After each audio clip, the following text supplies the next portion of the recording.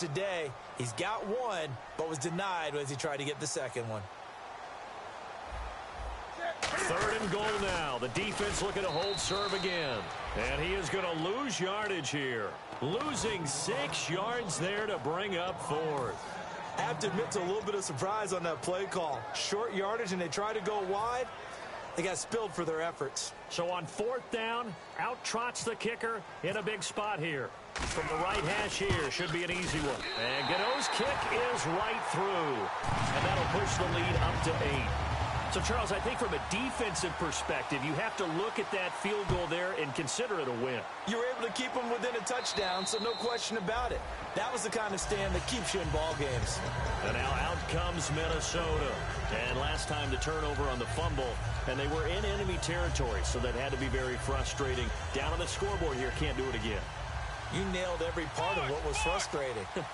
Down on the scoreboard, had a drive going, and pushed it past the 50-yard line so they felt they were in striking distance, and to come away with nothing, not a good feeling at all, to put it mildly. Now they can't afford to do that again. Yeah, now can they get that bad taste out of their mouth here? And quickly, they get to the line. Here's Bridgewater. And no escaping this time as he'll go down. They got him for a sack. You know, on these types of plays, we're always looking to assess blame. Okay, where did it break down? Sometimes it's just a great play. Bridgewater to throw it. And that one almost intercepted. Far too loose with the football here. Nearly a 4th pick. And it's 3rd down. Pretty nice coverage there, but a missed opportunity for an interception. Let's face it, a lot of these defenders, they've got it all. Speed, athleticism, hands, a little bit questionable. The offense certainly looking to score some points, but they also need ball security here late as we get down to the final moments of this one. Bridgewater escaping the pressure right. Now he's going to throw it back deep over the middle. And incomplete. He can't hang on. Would have been a nice catch. Instead, it brings up a 4th down. Have to give a lot of credit to the defense on that play. They were prepared. Ordinarily, when they take the big shot downfield to the big guy, that's usually a mismatch that the offense is used to winning. But the preparation showed for the defense, and they were able to bat it away. They come out 5 wide, 3 of them to the right side.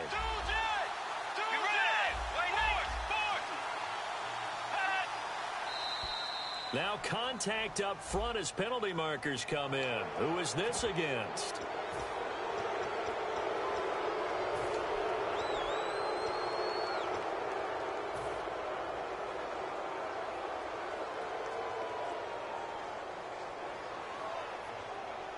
One score down. Here we go.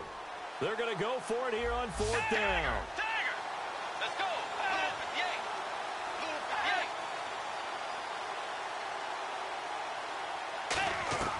Desperation time. 4th down. Bridgewater.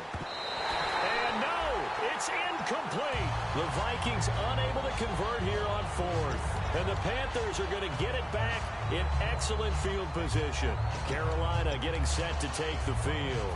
And they had 3 points last time, but they didn't want 3 points because they were well within range of scoring a touchdown. We'll see if they can do better now. I'm with you on that one. Let's just go ahead and be frank about the whole thing. The only one happy about the 3-point kicker. Exactly. He put it through the post. And now the Vikings are going to stop it here on defense with a timeout. It's just their first. They'll be down to 2 remaining as we step aside here in the 4th quarter.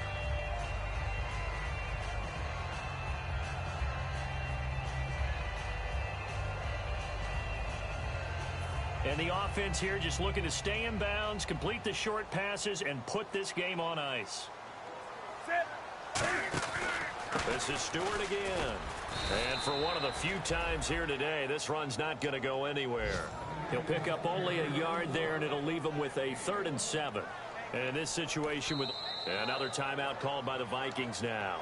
That's going to leave him with just 1 remaining here in this 4th quarter.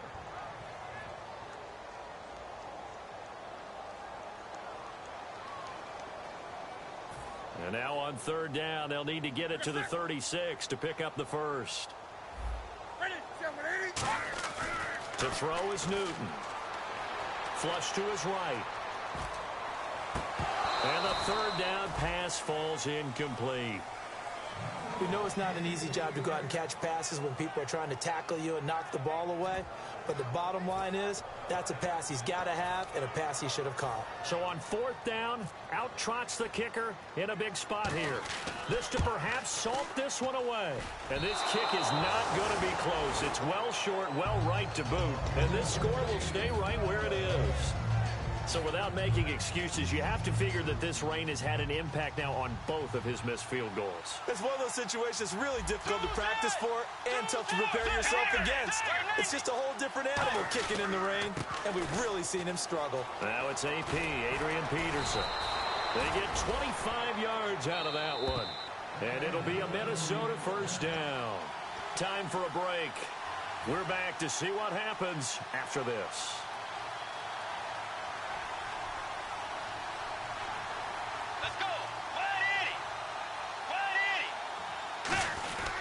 They run again on first down. Peterson. And able to push his way forward here for a good little gain. 5 yards is the tally on first down. That brings up 2nd and 5. Frustrating for a defense, energizing for an offense. Finding a way to create that type of yardage in your running game, that'll make the guys carrying the ball very, very happy. Back to throw. And his throw's going to be incomplete. He was trying to get it to Jerick McKinnon there. And all of a sudden here, it's 3rd down. And that one was knocked away, and I think the defender's going to be a little upset with themselves. They made the play on the football, but that one felt like a forced pass by the quarterback. Thought he had someone open. He really wasn't. Maybe an example of having too much confidence in his receiver that no matter what, I'm going to throw it to him. And that was a play made by the defense, and it could have been a bigger one. They get 9 out of that one, and as a result, the drive continues. And now they're in the hurry-up. On 3rd down, that's a good job of situational football and understanding where the first down marker was and getting there. Let's go.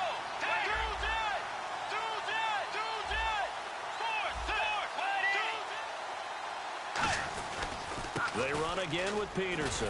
And he's brought down. The Panthers are going to take another timeout. That'll leave them with just 1 remaining in this 4th quarter of play. Boy, where would these guys be without his performance on the ground? That puts him over 100 yards now for the afternoon, and I tell you, he seems to be getting stronger as the day goes along. Let's go. They'll run for it with Peterson. And he will take this one into the end zone for a Viking touchdown. Adrian Peterson with his 2nd touchdown of the game and 5th on the year. And the Vikings are within a 2-point conversion of tying this game.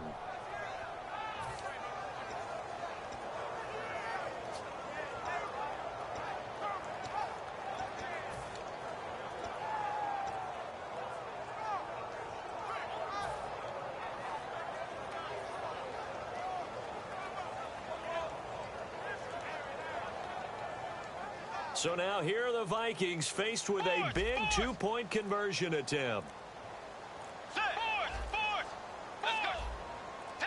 Now we're going to get a timeout here, and I believe it was called by the defense. And if that's indeed the case, they'll be out of timeouts for the remainder of this 2nd half. Here we go now as we get set for a big 2-point conversion.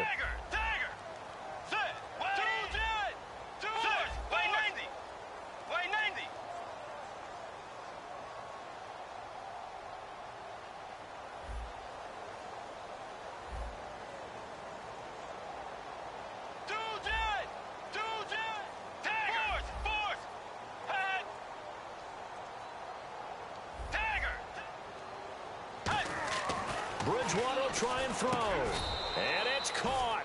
And with it, we are tied here in the 4th. So here comes the kickoff now, all even here in this 4th quarter. This one taken just inside the 10. Then he'll take this across the 25, couple extra yards up to the 27-yard line. Carolina getting set to take the field. They've got work to do, but they do still have a bit of time here. And they've got to feel comfortable with that, but they have all their play sequences called. If they get out of bounds, that allows them to huddle and call another play. But if they don't, it's hurry up to the line of scrimmage and either spike it and stop the clock or continue to move it downfield in order to try and get in range and win this game. See if they can do just that. Now Newton. He couldn't quite hold it. Got hit. Ball pops out. Incomplete. It looked like they had something there, but I think that he was thinking about running with the football before he actually hauled it in, and that led to a big drop.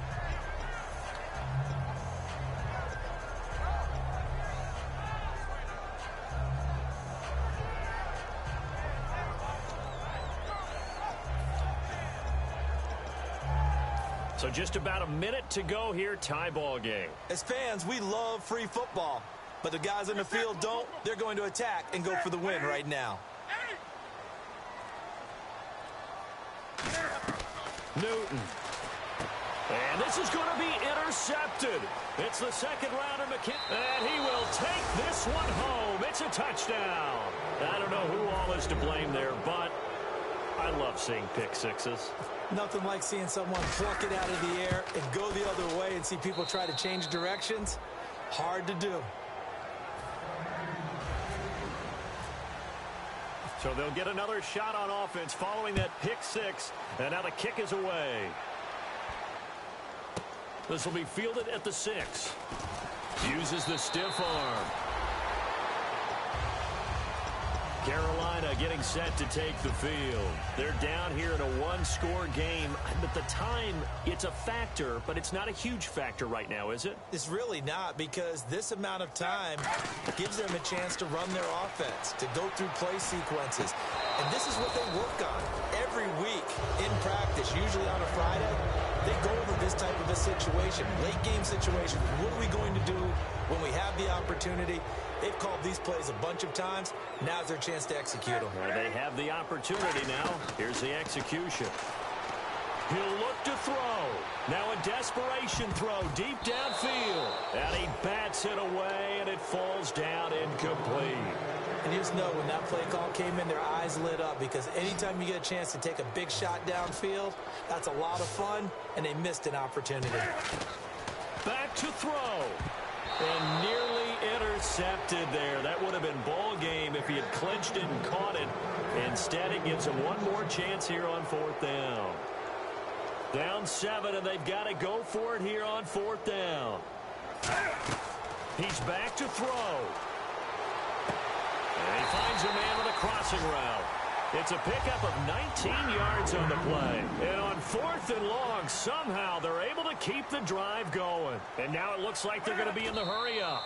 And they're down to 17 seconds now here after the spike.